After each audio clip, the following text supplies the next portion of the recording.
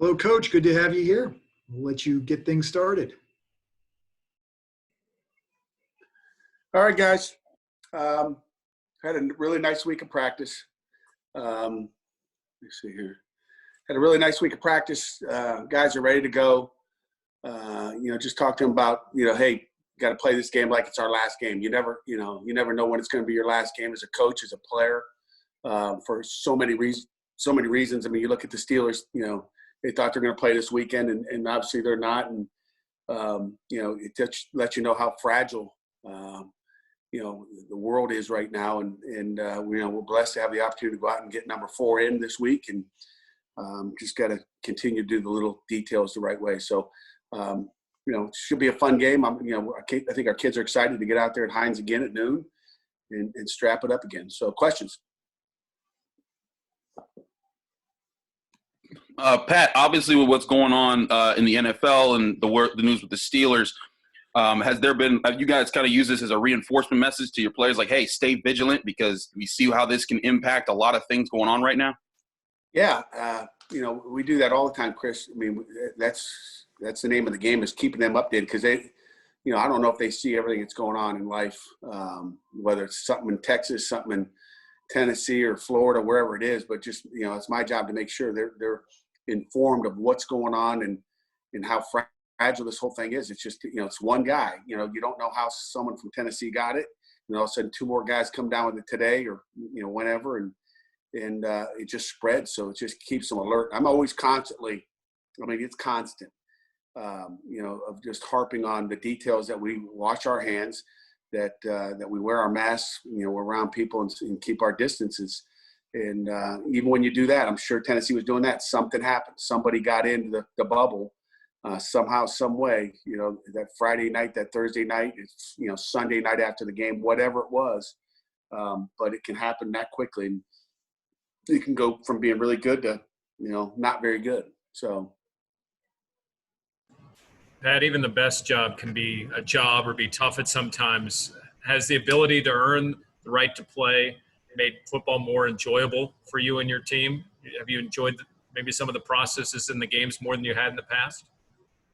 Yeah, I don't know if I'd say it made it more enjoyable having to worry about, all the issues, but, I think it's caused our kids not to take things for granted. Don't take it for granted. We get the opportunity to go play, and I think the players and the team and the staff has realized that, you take it one at a time, and just be grateful we have these opportunities to go play. Pat, on Monday, you said that there was a chance that you guys would get parents in the stands on Saturday, and I know Heather was on the fan as well, talking about that earlier this week. Any update on that? Do you know if parents will be able to get in there this weekend? I'm worried about what we do on third down. We'll make sure our defense can get off the field. Worried about, getting first downs, and when we get to that red zone, scoring touchdowns. So, we'll let the medical professionals take care of that. And when we get word, We'll just, we'll focus on what we have to do. That's the only thing. We can't control anything. I'm not calling anybody. I'm worried about, putting a football team on the field Saturday. Can you talk a little bit about how the week went with your running game, and how maybe some of those guys have progressed, backs and the offensive linemen, and maybe take another step this weekend? Yeah, we gave them, we got them in the weight room, Jerry, and we've tried to really work on their speed this week. I'm just kidding.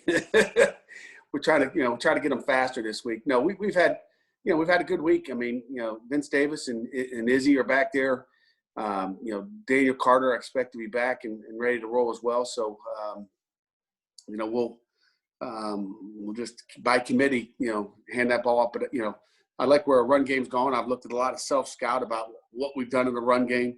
All kinds of statistics as far as, quarterback under center, shotgun, pistol, all those different things that maybe North Carolina State's looking at just to find out as a defensive guy, like what our tendencies are. So, we've maybe built up some tendencies doing some things, and obviously we're going to try to break some tendencies, every week, and we expect to break some tendencies tomorrow too, or Saturday.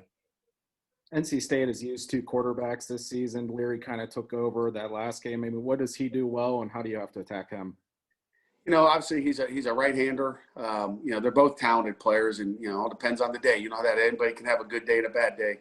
But looking at Leary, specifically, he's a guy that really gets the ball out. I think he knows where to go with the football.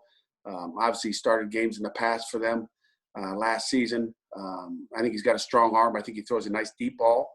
I think he's mobile enough to get out of the pocket and make something happen with his feet, kind of like a Kenny Pickett type guy. And again, he obviously missed some camp, and that's probably, he'd been starting the beginning. So I think he's their best quarterback at this point. I think they kind of know that. And but Bailey's good too. I mean, he's a good quarterback. So they got two good quarterbacks that are capable. If we don't do our job, both of them can be effective and hurt us. Pat, last week, Wes Dorm of the ACC Network was talking to some of his Big Ten buddies, and they were saying that Pitt's defense is a lot like Michigan State's defense that you had back in the day. Do you see any similarities between the two? Jerry, you stop listening to those ACC Network guys. You guys know more than anything. What do you listen to those guys for? You got to listen to – you're at the game, aren't you? I can't get the ACC Network at home. I have to talk to them on the phone. Well, let's first get you coached up there. Maybe text me later. Text me your wife's number so we can get you guys maybe figuring out how to get rid of Comcast and get Direct TV or something. We're making strides. We're doing that. We're already doing that. Are you kidding me? Then you can tape the game. You can go home and watch it when you come home. Back to my question. Back to the question. How do I dance around that question?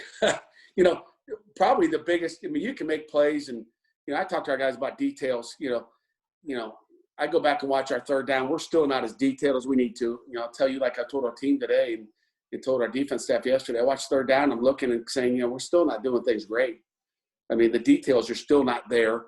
And as good as we have been, as far as the production and the stats and all that stuff, we're still like there's details that we're not, you don't see it with the naked eye.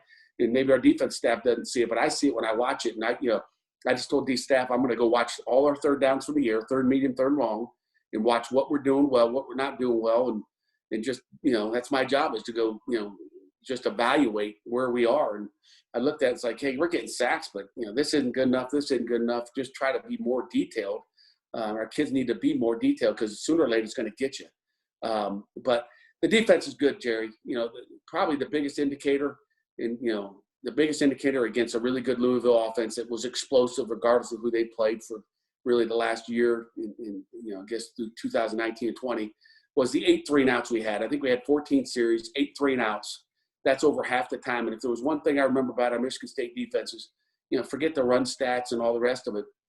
One thing I remember is we were like, one year we were like 55% of the time we were going 3-and-out. And to me, that's a sign of good defense. When you go out there for 3 plays and then you go sit on the bench and talk about 3 plays and then go out and do it again, when over half of your series are 3-and-outs, that's pretty darn good. But guess what? It doesn't matter what you did last week. It's what you do now. And that's why I hate to sit there and evaluate a defense right now, because it doesn't really matter. I've seen teams go 8 3-and-outs and the next week, make you throw up. So, we'll find out what we got this week. And again, at the end of the year is when we kind of say, hey, that's a defense that's like that. But they are trending in that direction, and we'll see what, week by week. They're playing with an attitude right now, and that's the important thing. Pat, on that sort of note, there was I guess when we used to hear about those Michigan State defenses, was that you guys were really good at second half adjustments and what you were able to accomplish in that time period at halftime. There was a story about a projector, I think, at one point that maybe came up. What's Coach Bates like in the halftime? Maybe how does he compare to what you did when you were defensive coordinator? Bates does. Randy Bates does an outstanding job, as well as our whole defensive staff. And like I've said before, I don't call any defenses. It's Randy Bates' defense. I'm there just as a kind of. I told him I'm their senior GA. I even type up my own little notes for him and say, hey, I got a tip for you, and type it up. I even type it up myself, Jerry. I could be a writer someday. I could be your GA someday, Jerry. Help write your papers and your articles. Randy's intense. The thing I love about Randy is he's detailed. He's consistent. And when I say consistent, he's not worried about like getting turnovers today, but then tomorrow it goes to something else. I mean, you got to be worried about the same things every day and stay on them. That's the only way they happen. But he's very similar to me in that way, that he doesn't give up on stuff. He doesn't just let it go. He's on it all the time, and he's got a lot of energy. So I don't know about any projectors. There's no comment there. He hasn't had a projector problem, put it that way. I assume you're happy with 3 points against in the second half through 3 games. Yeah, I didn't even know that. So, the 3 points we gave up was my fault because of the fake punt last week. So it should have been 0. So put the 3 on me. Coach, I know you don't care about rankings, but I know a lot of the kids were a little miffed last week when you beat a ranked team and you drop. And so there was a chip on their shoulder. Is that mentality gone all week long? I don't even ask about it, to be honest with you. I'm sure, they go on Twitter and they look and tweet stuff, and who knows? I mean, to me, it's if you're worried about that, you better worry about this Wolfpack team that's coming into town. When you start to, your mind goes in different directions. Maybe Monday, or Tuesday when that stuff comes out, they look at it. But I really haven't felt it or heard it or hey, coach, what happened here? How that, from what I gather, they added up more teams that haven't played a game, so you can understand why it would happen. It's not like we, I guess, dropped and they didn't add any new teams to the top 25. I guess they had teams that are, and again, I have not even looked at it to see who's in it. I'm sure Ohio State's in. I haven't even looked at it. But teams that haven't played a game yet, which is odd. But what are you going to do? It doesn't matter. Just win, and everything takes care of itself, one at a time. But playing with a chip on your shoulder is not a bad thing either, is it? No, I like to play angry and pissed off, and so, but again, just make sure you got to be angry at the, don't be angry at Jerry. It's not Jerry's fault. I'm sure Jerry ranked us 28th or something like that, but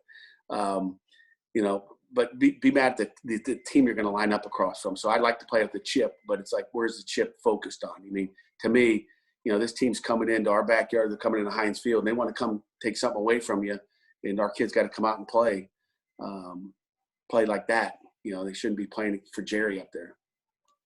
Pat, speaking about being focused on the next opponent, North Carolina State is averaging over 200 yards rushing per game. And they've got 2 running backs that have over 150 yards rushing right now. What are some of the things that you guys have identified that they do well, and that ways that you're planning on countering their strengths in that department? They do a lot of things well. Obviously, they like to run the ball. Their head coach is a defensive guy. He knows how effective the run game and how deflating it is when you got a run game going. But, I think they really do a nice job in their counter game. I mean, they run a counter at a bunch of different things. But counter is a big play that, they run, which Louisville didn't run. Louisville ran a lot of inside zone and outside zone. They do the same thing. They'll run some outside zone, inside zone, maybe a little bit more inside zone, but they also run the counter. So there's another play that, if you're fast flow here, okay, on all the zone plays, and all of a sudden you got to come back, and it's like, and you got to come back for the counter. It's an issue. So I would look for the counter to be a play that they go to slow us down a little bit from running towards the outside zone, and try to make it all look the same and package it together that way out of the same formations is what we're kind of expecting. Pat, I meant to ask you this on Monday, but we saw A.J. Davis came off the field during the game against Louisville. Any update on him? How is he holding up?